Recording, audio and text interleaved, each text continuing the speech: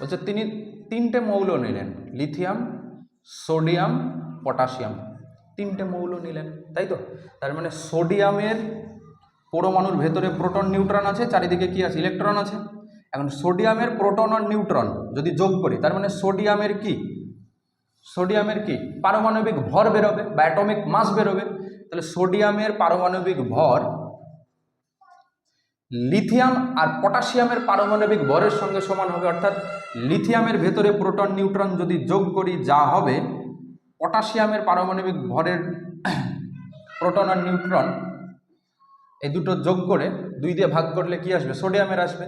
বলছে সোডিয়ামের পারমাণবিক ভর, লিথিয়ামের পারমাণবিক ভর আর পটাশিয়ামের পারমাণবিক ভর মধ্যেকারটা বার করছি আমি। তাহলে প্রথম লিথিয়াম এবং পটাশিয়ামের পারমাণবিক ভরের যোগফলের অর্ধেক হবে, তাই তো।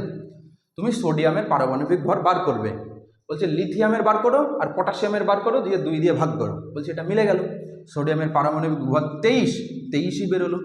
তাহলে এইটা কি 100% সাকসেসফুল। তিনি যে একটা পেয়ার তৈরি করার চেষ্টা করছেন, 3টে করে জোড়া তৈরি করছেন, 3টে, সেটা সাকসেসফুল হলো, তাই তো। তাহলে এটা 100% সাকসেসফুল, 100% সাকসেসফুল। 2 নম্বর। আবার 3টে মৌল নিল। আচ্ছা এখানে বলি, এখানে যখন নিল দেখা যাচ্ছে এই 3টেই ধাতু, 3টাই কি ধাতু, মেটাল। হ্যাঁ, 3টাই কি ধাতু বা মেটাল, একই ক্যারেক্টার, তাই তো। তিনি মানে লিথিয়ামের বৈশিষ্ট্য পড়বে, সোডিয়াম পটাশিয়ামের বৈশিষ্ট্য পড়া হয়ে যাবে। এইটাই বোঝাতে যায় যে সহজ সরলভাবে। 3টে মৌল নিল আবার, calcium, strontium, barium. Lithium, sodium, potassium 100% successful. মধ্যেকারটার পারমাণবিক ভর প্রথম আর তৃতীয়টার পারমাণবিক ভরের যোগফলের অর্ধেক। ক্যালসিয়াম, স্ট্রনসিয়াম, বেরিয়াম, তার মানে স্ট্রনসিয়ামের পারমাণবিক ভর ক্যালসিয়াম আর বেরিয়ামের পারমাণবিক ভরের যোগফলের অর্ধেক হওয়ার কথা, তাই তো। চলো দেখি হচ্ছে কি। বলছে স্ট্রনসিয়ামের পারমাণবিক ভর বার হলো 88.5, কিন্তু অরিজিনালি স্ট্রনসিয়ামের পারমাণবিক ভর হচ্ছে 88।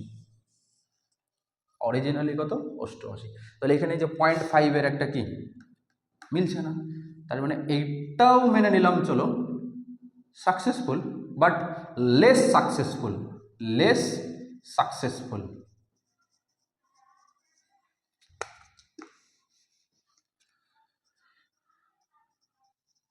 লেস সাকসেসফুল, তাই তো।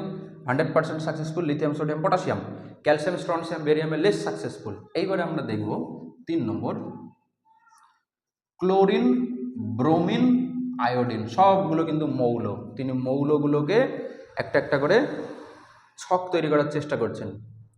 তার মানে ব্রোমিনের পারমাণবিক ভর ক্লোরিনের পারমাণবিক ভর আর আয়োডিনের পারমাণবিক ভরের যোগফলের অর্ধেক হওয়ার কথা, তাই তো।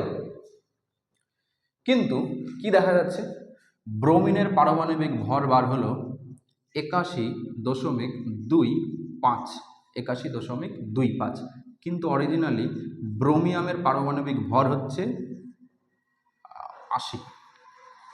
তাহলে এখানে অনেক ডিফারেন্স। এটা কি হলো, মিলল। তিনি যে তৈরি করছিলেন 3টে করে, কিন্তু এখানে তো মিলছে না। প্রথমেটাই মিলল, এখানে একটু মানে একটু লেস সাকসেসফুল, এখানে পুরোটাই কি ফেইল্ড। 1.25 গন্ডগোল, তাহলে 1.25 গন্ডগোল। তাহলে এইখানে তিনি ফেলড হয়ে গেলেন। এরপরে চেষ্টা চলতে থাকে, বিজ্ঞানীরা আবার মৌলগুলোকে সাজানো শুরু করে। নোট করবে, হ্যাঁ।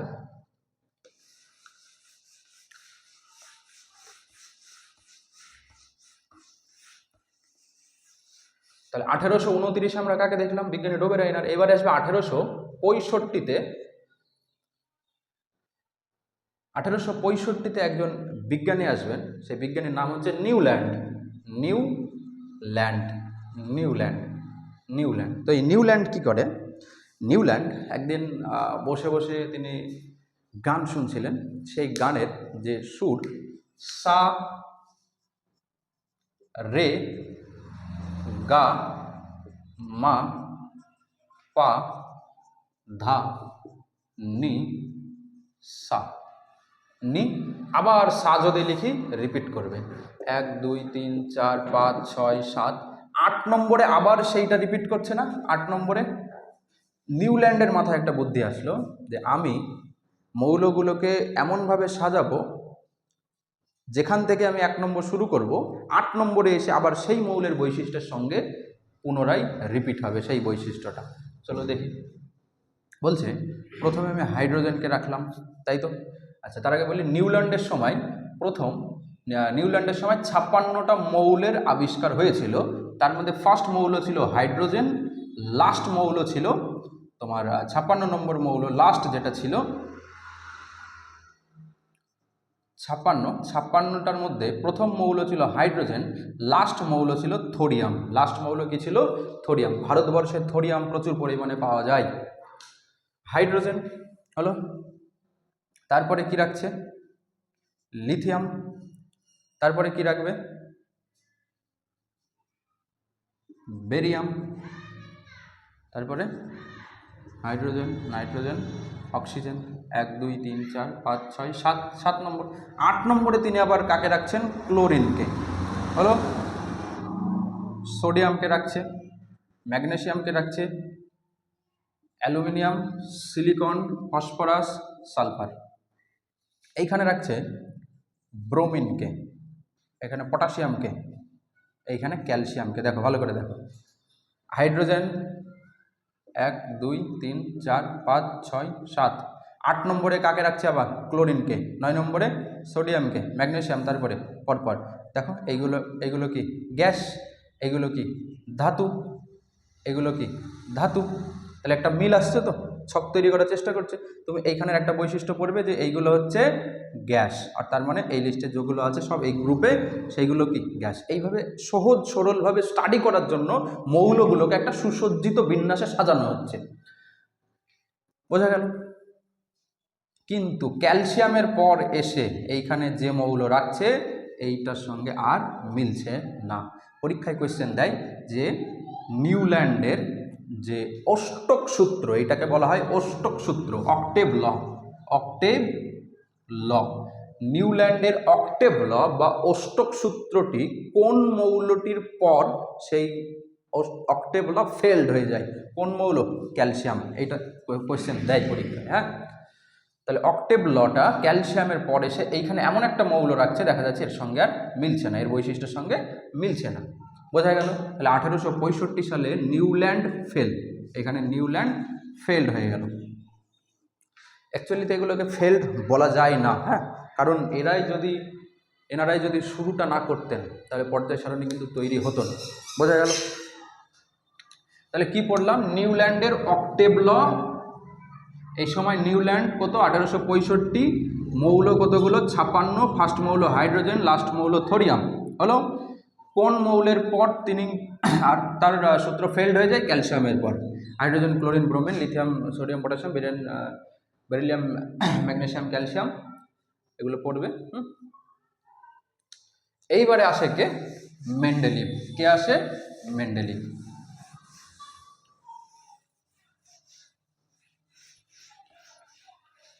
এবারে কে আসবে?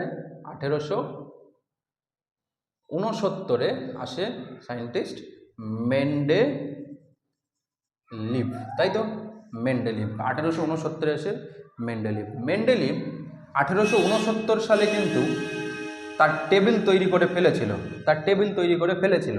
1872 একটি পত্রিকা ছিল জার্মান জেনারেল, সেই জার্মান জেনারেলে এই টেবিলটি প্রকাশিত হয়। বোঝা গেল? তাহলে 1872 সালে আমাদের পিরিয়ডিক টেবিল প্রকাশিত হচ্ছে। কে প্রকাশিত করছে? মেন্ডেলিভ। কোন পত্রিকায় প্রকাশিত করছে? German general. বোঝা গেল? মেন্ডেলিভ এখন কিভাবে সাজাচ্ছে ভালো করে খেয়াল রাখো। প্রথম ডোবের আয়নার কি করেছিল না, পারমাণবিক ভরের ভিত্তিতে 3টে মৌল নিয়েছিল, তিনটে করে। দ্বিতীয়টার পারমাণবিক ভর প্রথম আর তৃতীয় পারমাণবিক ভরের যোগফলে অর্ধেকের সঙ্গে সমান হচ্ছিল, কিন্তু এক সময় এসে দেখা যাচ্ছে ফেল্ড। তারপরে নিউল্যান্ড আসলো, নিউল্যান্ডের অক্টেভ ল 1 2 3 4 5 6 7 8 নম্বরে সেই মৌলটা আবার রিপিট করছে তার বৈশিষ্ট্য। ক্যালসিয়ামের কাছে গিয়ে বৈশিষ্ট্য কিন্তু আর এই সূত্র ফেল্ড হয়ে গেল। হলো, এইবারে আসছে কে? মেন্ডেলিভ। মেন্ডেলিভ কি করবে দেখা যাক। তাহলে 1869 সালে মেন্ডেলিভ টেবিল তৈরি করে, তাই তো 1872 সালে জার্মান জেনারেল নামক পত্রিকায় এই টেবিলটি প্রকাশিত হয়। মেন্ডেলিভ কি করছে? মেন্ডেলিভ বলছে আমি এইরকম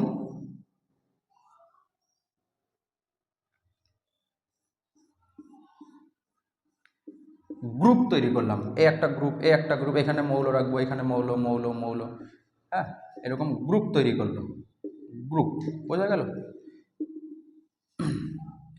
এই যে vertical line, vertical line, vertical line, এই ভার্টিক্যাল লাইনগুলোকে কি বলা হচ্ছে? গ্রুপ।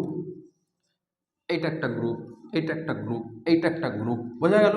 তাহলে ভার্টিক্যাল লাইন গ্রুপ, গ্রুপ ছিল 8টা, 1টা 2টো 3টে 4টে 5টা 6টা 7টা 8টা, বোঝা গেল? তাহলে গ্রুপ কটা ছিল? 8টা ছিল। আর এইরকম হরাইজন্টাল,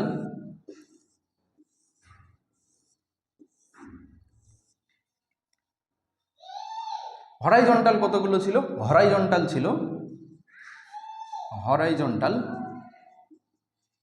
লাইন ছিল যেগুলোকে বলা হতো পিরিয়ড, পিরিয়ড ছিল 7টা। তাহলে ফার্স্ট কোয়েশ্চেন, মেন্ডেলিভের পর্যায় সারণীতে গ্রুপ কটি ছিল?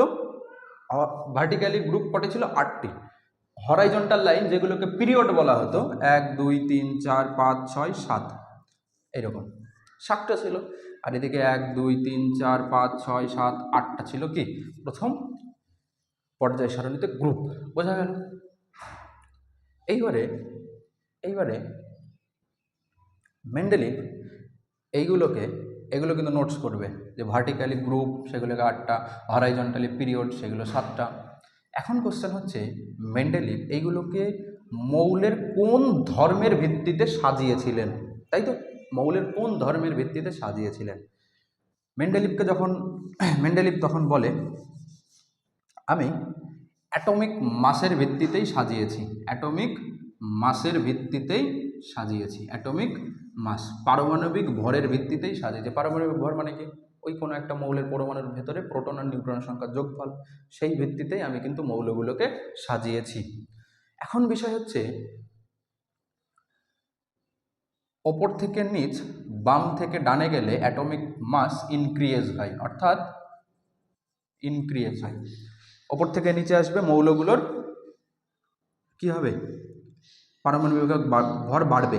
বাম থেকে ডানে গেলেও কি হবে? পারমাণবিক ভর বাড়বে। অর্থাৎ প্রথমে পারমাণবিক ভর ছোট, তারপরে একটা বড়, তারপরে একটা বড়, তারপরে একটা বড়, তারপরে একটা বড়, এইভাবে কি হয়? পারমাণবিক ভরের ভিত্তিতে তিনি সাজান, ছোট থেকে বড় পারমাণবিক ভরের ভিত্তিতে সাজান, top to bottom and right to left. এখন মেন্ডেলিভকে কোয়েশ্চেন করে যে আপনি অ্যাটমিক মাসের ভিত্তিতে কেন সাজিয়েছেন? কি বলে? অ্যাটমিক মাসের ভিত্তিতে তিনি কেন সাজিয়েছেন? তখন তিনি একটি সূত্র দেন, সেই সূত্রটাকে বলে পিরিয়ডিক ল। কি বলে? পিরিয়ডিক ল। তোমরা পড়েছো পর্যায় সূত্র। পর্যায় সূত্রতে তিনি কি বলছেন? বলছে এই সূত্র অনুযায়ী যখন তাকে কোয়েশ্চেন করা হয় যে তিনি কেন অ্যাটমিক মাসের ভিত্তিতে মৌলগুলোকে সাজালেন, তখন তিনি একটি সূত্র প্রকাশ করেন এবং সূত্রের মাধ্যমে তিনি উত্তরটা দেন।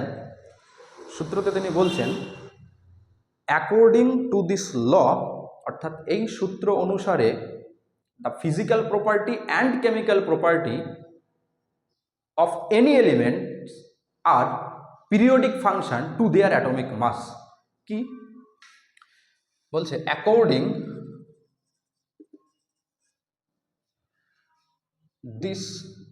to this law,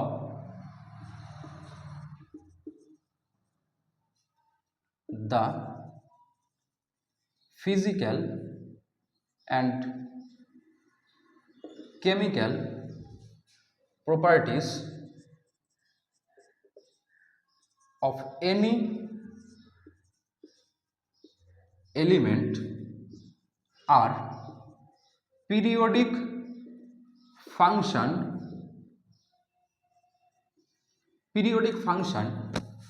to their atomic mass।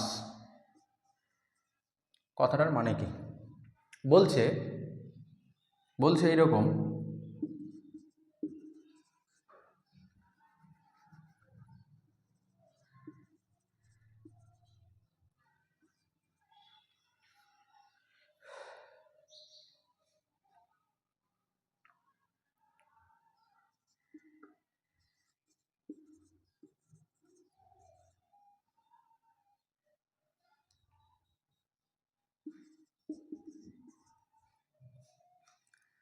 এই দিক থেকে এইদিকে গেলে কি হবে, পারমাণবিক ভর বাড়বে, অর্থাৎ লিথিয়ামের যা পারমাণবিক ভর, বেরিয়ামে তার থেকে বেশি, বোরনে তার থেকে বেশি, কার্বনে তার থেকে বেশি, নাইট্রোজেনে তার থেকে বেশি, অক্সিজেনে তার থেকে বেশি।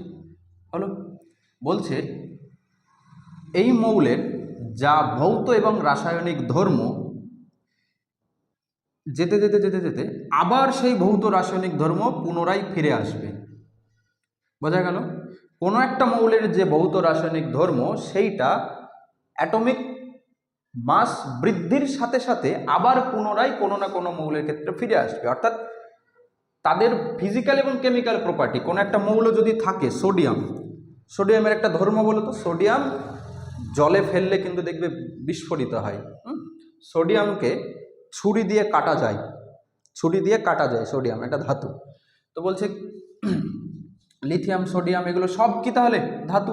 বলছে লিথিয়ামের এই যে ধাতু বৈশিষ্ট্যটা, এই যে বৈশিষ্ট্যটা, ফিজিক্যাল কেমিক্যাল প্রপার্টিটা আবার পিরিয়ডিক ফাংশন মানে হচ্ছে পর্যায়ক্রমে পুনরাবৃত্ত হবে তাদের অ্যাটমিক মাস বাড়ার সাথে সাথে। অর্থাৎ কোনো একটা মৌল আছে, তার যে ফিজিক্যাল এবং কেমিক্যাল প্রপার্টি সেইটা পর্যায়ক্রমে আবার পুনরাবৃত্ত হবে। বোঝা গেল, এর যা ফিজিক্যাল কেমিক্যাল প্রপার্টি আবার এসে পুনরাবৃত্ত হবে এই মৌলের ক্ষেত্রে।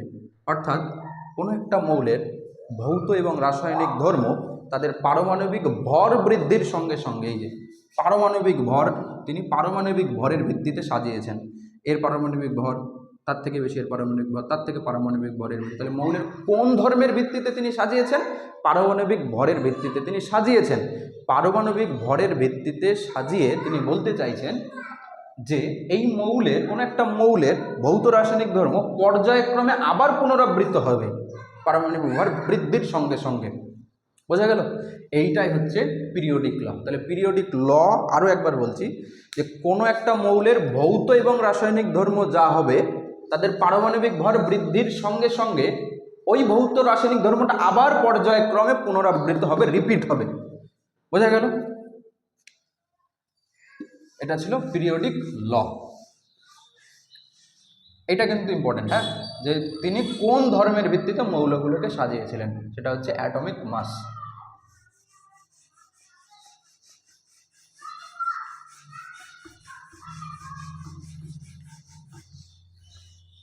এইবারে মেন্ডেলিভের পর্যায় সারণীর সময় 63টা মৌল ছিল। কতগুলো মৌল ছিল?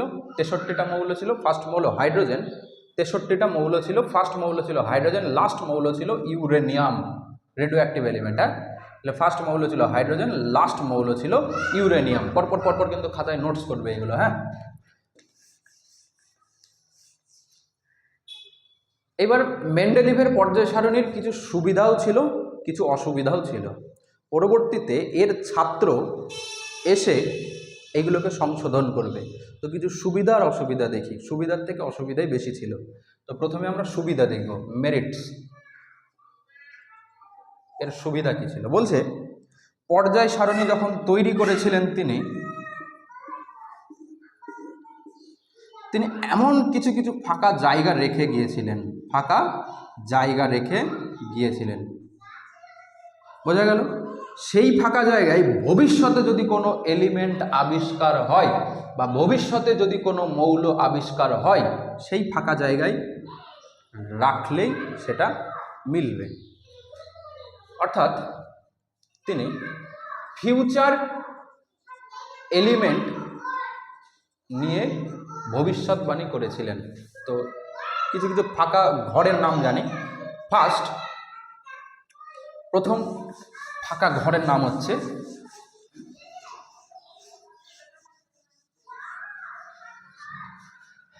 একা বোরন। এটা কিন্তু ফাঁকা ঘরের নাম। সেই ফাঁকা ঘরে পরবর্তীতে রাখা হয় স্ক্যান্ডিয়াম নামক মৌলকে। ফাঁকা ঘরটার নাম কি ছিল? একা বোরন। সেই ঘরে রাখা হয় কি? স্ক্যান্ডিয়ামকে। বোঝা গেল, ফাঁকা ঘর আরেকটা নাম আছে কি? একা সিলিকন। একা সিলিকন। সেই ঘরে কাকে রাখা হয়? জার্মেনিয়ামকে রাখা হয়। জার্মেনিয়ামকে রাখা হয়। বোঝা গেল। 3, একা গ্যালিয়াম। সেই ঘরে কাকে রাখা হয়? একটা অ্যালুমিনিয়াম, হ্যাঁ, একটা অ্যালুমিনিয়াম, সেই ঘরে রাখা হয় গ্যালিয়ামকে। 4 ঘরগুলোর নাম, একা ম্যাঙ্গানিজ, সেই ঘরে কাকে রাখা হয়? সেই ঘরে রাখা হয় টেকনেশিয়াম নামক একটি মৌলকে। টেকনেশিয়াম নামক একটি মৌল। অর্থাৎ মেরিটসের মধ্যে তিনি ফাঁকা ঘর রেখে যায়, ফিউচার এলিমেন্ট সম্পর্কে তিনি ভবিষ্যৎবাণী করে যায় এবং সেই ঘরে রাখলেই মিলে যায়, যা স্ক্যান্ডিয়াম, জার্মেনিয়াম, গ্যালিয়াম, টেকনেশিয়াম। বোঝা গেল? মানে পর্যায় সারণীতে এরকম কিছু ফাঁকা ঘর তিনি রেখে গিয়েছিলেন, পরবর্তীতে এই মৌলগুলোকে বসানো হয়, ফিউচার এলিমেন্টের জন্য তিনি জায়গা রেখে গিয়েছিলেন। হলো, এইবারে আমরা ডিমেরিটস সম্পর্কে আলোচনা করব। ডিমেরিটস, অসুবিধা।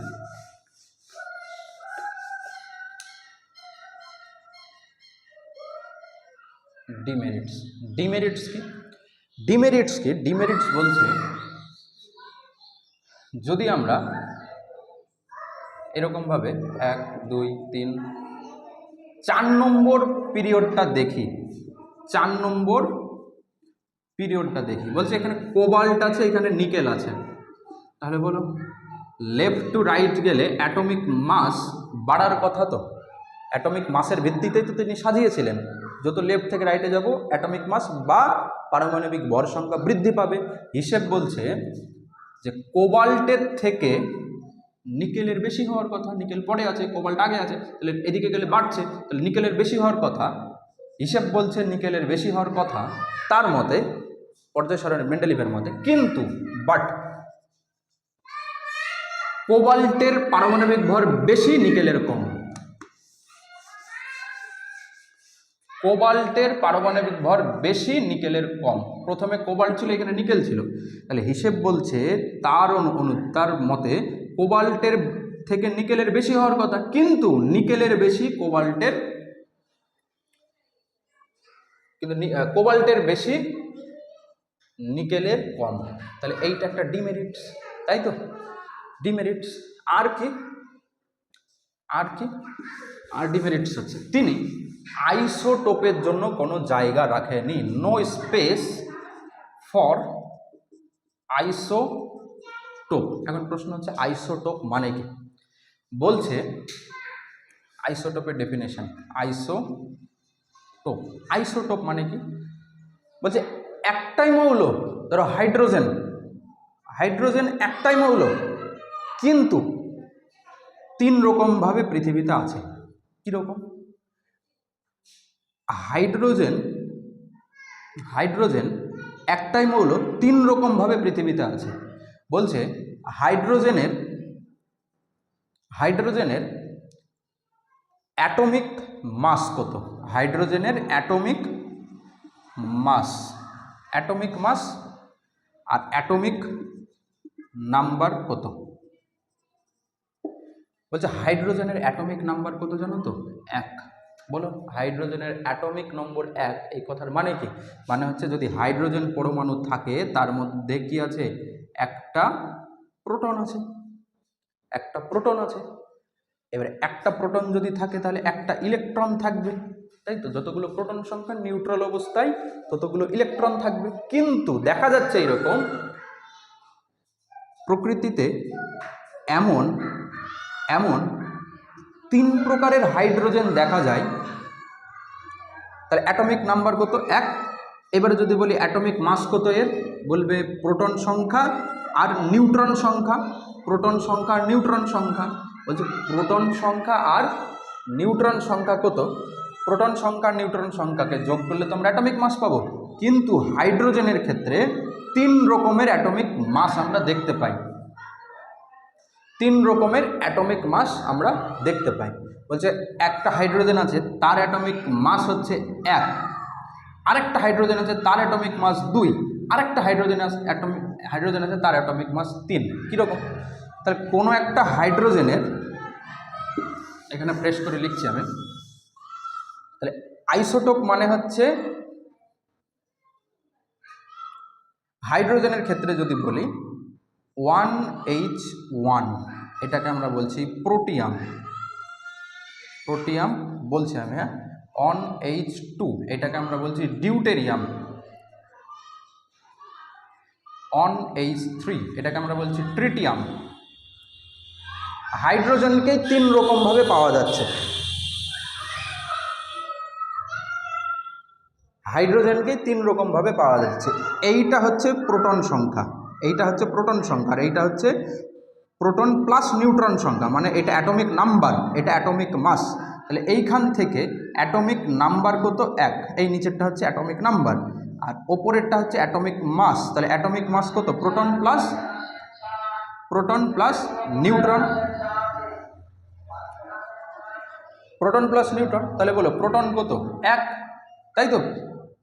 1 অ্যাটমিক মাস কিন্তু 1, তার মানে 1 হতে গেলে নিউট্রন কত? 0, তাই তো? তার জন্য 1। তার মানে এইখানে প্রোটন পেলাম 1, নিউট্রন পেলাম 0। বোঝা গেল? ডিউটেরিয়ামের ক্ষেত্রে তাহলে এই নিচেরটা কি? নিচেরটা হচ্ছে অ্যাটমিক নাম্বার, অ্যাটমিক নাম্বার কত? 1। ওপরেরটা কি? অ্যাটমিক মাস, অ্যাটমিক মাস মানে কি? প্রোটন নিউট্রন দুটো সমষ্টি। বলো নিচের ওপরে 2, ওপরে 2 আছে, প্রোটনটা তো 1, তাহলে নিউট্রন নিশ্চয়ই 1, তার জন্য এই 2। তাহলে এখানে নিউট্রন কত পেলাম? Neutron 1, proton 1। এইখানে দেখো, এইখানে নিচেরটা কি? অ্যাটমিক নাম্বার 1, অ্যাটমিক মাস কত? ওপরেরটা অ্যাটমিক মাস 3, অ্যাটমিক মাস মানে তো আবার প্রোটন তো 1, তার মানে নিউট্রন 3 হতে গেলে 2 দরকার। তার মানে এখান থেকে প্রোটন পেলাম 1, নিউট্রন পেলাম 2। তাহলে হাইড্রোজেন একটাই মৌল, দেখো প্রোটন সংখ্যা সব সেম কিন্তু নিউট্রন সংখ্যা আলাদা। তাহলে যে মৌলের প্রোটন সংখ্যা 1, একই মৌলের কিন্তু প্রোটন সংখ্যা সেম থাকছে, কিন্তু নিউট্রন সংখ্যা আলাদা আলাদা হওয়ার জন্য পারমাণবিক ভর বা অ্যাটমিক মাস তো চেঞ্জ হচ্ছে। তাহলে দেখো হাইড্রোজেনের অ্যাটমিক মাস একটার পেলাম 1, হাইড্রোজেন কিন্তু মৌলটা হাইড্রোজেন, আবার আরেকটা হাইড্রোজেনে দেখছি 2 অ্যাটমিক মাস, আবার আরেকটা হাইড্রোজেনে দেখছি 3 অ্যাটমিক মাস। তাহলে হাইড্রোজেনকে যদি রাখতে হয় তাহলে তারপরে তো তার এইগুলোকে বলে আইসোটোপ, OnH1, OnH2, OnH3। তাহলে হাইড্রোজেনের আইসোটোপগুলোরও তো জায়গা রাখতে হবে, তাহলে পর্যায় সারণী তো অনেক পাতার বড় হবে, তাই তো?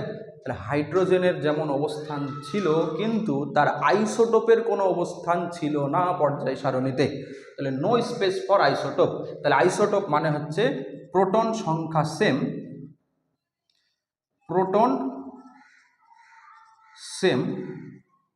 প্রোটন সেম মানে অ্যাটমিক নাম্বার জেড সেম, তাই তো? আর কি? নিউট্রন ডিফারেন্ট মানে কি? অ্যাটমিক মাস ডিফারেন্ট। অ্যাটমিক মাসটা কিসের জন্য ডিফারেন্ট হচ্ছে? নিউট্রনটা আলাদা আলাদা হওয়ার জন্য অ্যাটমিক মাসটা আলাদা হচ্ছে। তাহলে ডিমেরিটস কি? ডিমেরিটস ভালোভাবে বোঝো। ডিমেরিটস বলছে পর্যায় সারণীর 4র্থ পর্যায়ে কোবাল্টের থেকে নিকেলের অ্যাটমিক মাস বেশি হওয়ার কথা, কিন্তু কোবাল্টের বেশি, নিকেলের কম। First demerits. সেকেন্ড হচ্ছে তিনি আইসোটোপের জন্য কোনো জায়গা রাখেনি। আইসোটোপ মানে কি? একই মৌলের প্রোটন সংখ্যা সমান কিন্তু নিউট্রন সংখ্যা ভিন্ন হওয়ার জন্য তাদের অ্যাটমিক মাস চেঞ্জ হয়, অর্থাৎ একই মৌলের অ্যাটমিক মাস ভিন্ন কিন্তু প্রোটন সংখ্যা সেম। অ্যাটমিক মাস কেন ভিন্ন? কারণ নিউট্রন সংখ্যা আলাদা আলাদা, তাই তাদের অ্যাটমিক মাস ভিন্ন। তাহলে একটা মৌলের সেই মৌলটার কোনো আইসোটোপের স্থান পর্যায় সারণীতে দেওয়া হয়নি, এটাই ছিল তার ডিমেরিটস। বোঝা গেল? হাইড্রোজেনের কটা আইসোটোপ আছে? হাইড্রোজেনের 3টে আইসোটোপ আছে, একটা প্রোটিয়াম, একটা ডিউটেরিয়াম, একটা ট্রিটিয়াম। বোঝা গেল? OnH1 হচ্ছে প্রোটিয়াম, OnH2 হচ্ছে ডিউটেরিয়াম, OnH3 হচ্ছে ট্রিটিয়াম। এগুলো পরীক্ষায় দেয়। তাহলে হাইড্রোজেনের কটি isotope? First protium OnH1, second deuterium OnH2, third tritium OnH3। বোঝা গেল? পিরিয়ডিক টেবিল ক্লাস শুরু হলে এর পরবর্তীতে আরও ক্লাস আসবে। ধন্যবাদ, সঙ্গে থেকো।